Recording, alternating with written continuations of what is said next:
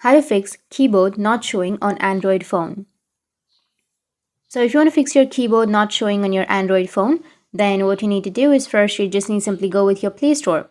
Tap on your Play Store and go with the top right, which has that profile option. On your profile, go with manage apps and devices, and here you will have see details. Tap on see details, and here if you have a Gboard update, then you just need simply go and update your Gboard.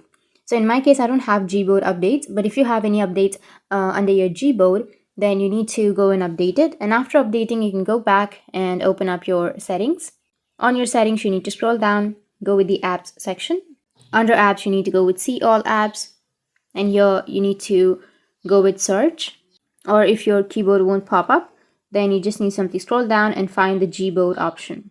So here I have the Gboard. So tap on Gboard, go with storage and cache, and tap on clear cache. Once you've cleared your cache, now you need to go back and go back again. And under your settings, you need to go with the physical keyboard. So you need to find where the physical keyboard is. In some devices, you will have that on your system. So go with system, and under languages and input, you will have the Gboard, and here under keyboards, you will have on-screen keyboard and physical keyboard. So you just need to simply go with the on-screen keyboard, and you need to add your on-screen keyboard. And after turning on the on-screen keyboard, you will have the keyboard enabled.